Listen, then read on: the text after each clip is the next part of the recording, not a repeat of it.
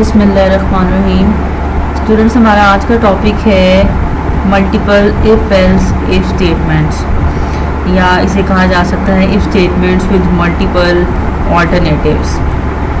If else if statement can be used to choose one block of statements from many blocks of statements.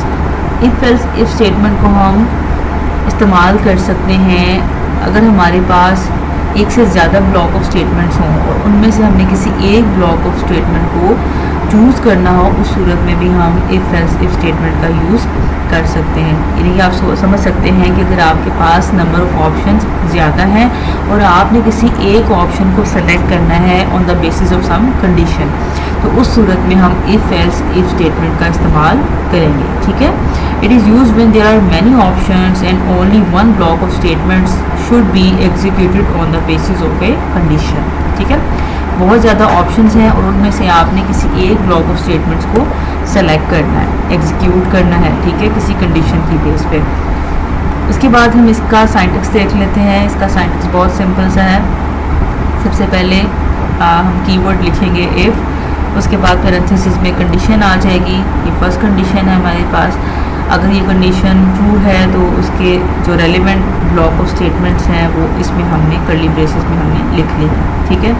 तो ये अगर condition true होगी तो ये block of statements execute हो जाएंगी, ब्लॉक 1। अगर कंडीशन ये फॉल्स है तो एल्स इफ़ एल्स यहाँ पे कीवर्ड है एल्स इफ़ कंडीशन नंबर 2 आ गई है। फिर हम ये चेक करेंगे क्या ये कंडीशन ट्रू है या false. If this is true then block 2 will be executed. ठीक है। और अगर फॉर एग्जांपल ये फॉल्स है तो फिर हम नेक्स्ट कंडीशन पे मूव करेंगे, दैट इज़ कंडीशन नंबर 3। अगर ये ट्रू होगी तो ये नेक्स्ट ब्लॉक 3 जो है ये एग्जीक्यूट हो जाएगा। ठीक है। तो ये देखिए, इसमें हम जितनी भी कंडीशंस ऐड करना चाहें वो ऐड कर सकते हैं। और लास्ट में अगर फॉर एग्जांपल कोई भी कंडीशन ट्रू नहीं होती तो लास्ट में हम एल्स लिखेंगे और उसके बाद हम लास्ट में जो भी स्टेटमेंट एग्जीक्यूट करवाना चाहते हैं वो यहाँ पे हम मेंशन कर देंगे। ठीक है। तो इसका ये सिंपल सा इसका साइंटेक्स था। अब इसके फ्लो चार्ट देख लेते हैं। फ्लो चार्ट भी सिंपल सा है। सबसे पहले यहाँ पे कंडीशन नंबर 1 आ गई है, इसे हम चेक करेंगे। ठीक है। If it is true or false. ठीक है। अगर ये ट्रू होगी तो स्टेटमेंट ब्लॉक 1 की स्टेटमेंट जो होंगी वो एग्जीक्यूट हो जाएंगी। ठीक है। और फॉर एग्जांपल अगर ये कंडीशन 1 ट्रू नहीं है, फॉल्स है, तो हम नेक्स्ट कंडीशन को चेक करेंगे, कंडीशन नंबर 2 को चेक करेंगे, एवेलुएट करेंगे ट्रू है या फॉल्स। अगर ये ट्रू होगी तो स्टेटमेंट ब्लॉक 2 की एग्जीक्यूट हो जाएंगी और अगर ये फॉल्स होगी तो हम जो है नेक्स्ट कंडीशन पे मूव कर जाएंगे। तो हम जितनी भी यहाँ पे देखें कंडीशंस ऐड करना चाहें वो कर सकते हैं। तो ये लास्ट में जो कंडीशन है कंडीशन n, उसे चेक करेंगे। ट्रू होगी तो ब्लॉक n एग्जीक्यूट हो जाएगा और अगर ये फॉल्स होगी तो सबसे लास्ट में एल्स पार्ट में जो हमने स्टेटमेंट्स लिखी होंगी वो एग्जीक्यूट हो जाएगी। ठीक है। और उसके बाद कंट्रोल जो है वो यहाँ से इफ एल्स इफ स्ट्रक्चर से बाहर आ जाएगा। उसके बाद यहाँ पे इसकी वर्किंग भी मैंने एक्सप्लेन कर दी, इसको हम एक बार रीड कर लेते हैं। The test condition in if else statement with multiple alternatives are executed in a sequence until a true condition is reached. ठीक है। हम जितनी भी कंडीशंस दी गई हैं उन सबको हम चेक करते जाएंगे, उस वक्त तक चेक करते रहेंगे जब तक ट्रू कंडीशन नहीं आ जाती। ठीक है। If a condition is true the block of statements following the condition is executed. जब ट्रू कंडीशन आ जाएगी तो उस कंडीशन से रेलिवेंट जो स्टेटमेंट्स होंगी वो एग्जीक्यूट हो जाएंगी और बाकी जितनी भी कंडीशंस हैं और जितनी भी स्टेटमेंट्स हैं वो सारी स्किप हो जाएंगी। ठीक है। और फॉर एग्जांपल अगर कोई भी कंडीशन ट्रू नहीं होती तो लास्ट में जो एल्स पार्ट है उसके बाद जो है स्टेटमेंट्स हैं वो एग्जीक्यूट हो जाएंगी, फिर सारी कंडीशन फॉल्स होती हैं। ठीक है। तो ये सिंपल इसका वर्किंग थी। अब इसके एग्जांपल देख लेते हैं, उससे कॉन्सेप्ट ज़्यादा क्लियर हो जाएगा। Write a program that inputs a number from the user and determines whether it is positive, negative और ज़ीरो। हमने क्या करना है कि एक प्रोग्राम लिखना है जिसमें हमने यूज़र से एक नंबर इनपुट करवाना है। उसके बाद फिर हमने ये चेक करना है कि वो नंबर पॉजिटिव है, नेगेटिव है या ज़ीरो। तो बहुत सिंपल सा प्रोग्राम है।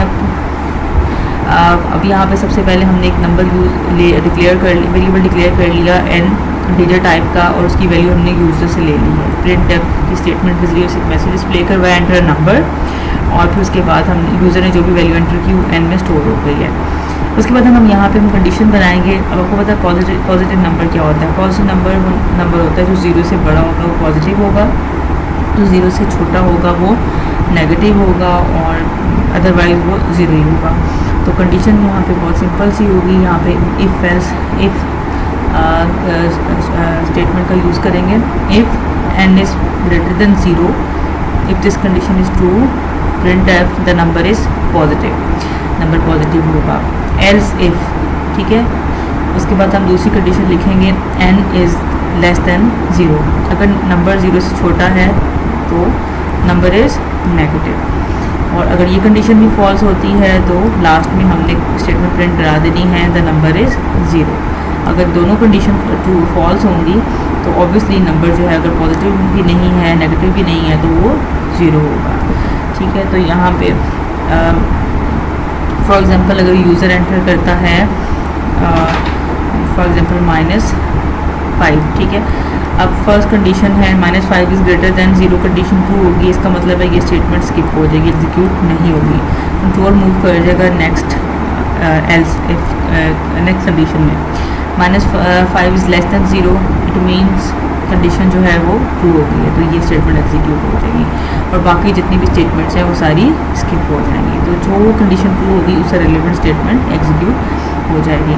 उसके बाद प्रोग्राम 11.10 है, इसे आप खुद सॉल्व करेंगे। 11.11 को भी खुद आप सॉल्व करेंगे।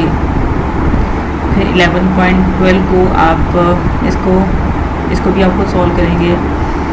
11.13 ये भी आप खुद सॉल्व करेंगे, ठीक है। और 11.14 है, ये मैं आपको करवा देती हूँ। Write a program and see it inputs a number of month of year and displays the number of days of the corresponding month using if else if statement.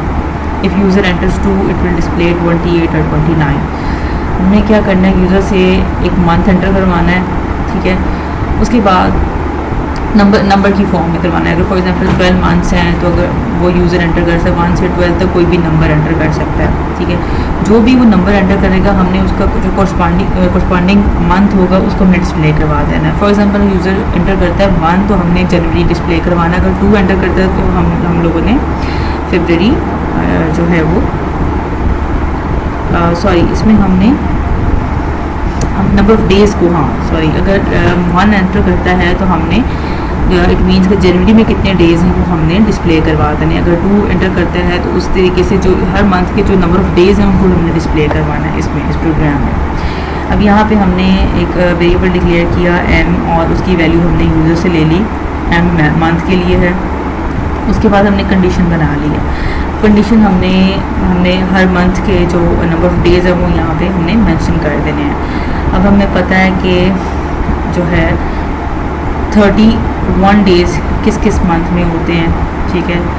30 days हो सकते हैं, 31 हो सकते हैं, या जो फरवरी का मंथ है उसमें या 28 मंथ होते हैं, 28 डेज़ होते हैं, या 29 डेज़ होते हैं, ठीक है। तो अब हमने यहाँ पे if m is equal to 1 or operator का यूज़ किया है। m is equal to 3, m is equal to 5, m is equal to 7, m is equal to 8, m is equal to 10, m is equal to 12। ये वो months enter किए हैं जिनमें 31 days होते हैं, ठीक है। लाइक जनवरी में, मार्च में, मई में, जुलाई में, ठीक है। इस तरीके जुलाई, अगस्त में, अक्टूबर और दिसंबर में हमने यहाँ पे प्रिंट करवा दिया, प्रिंट है 31 डेज़।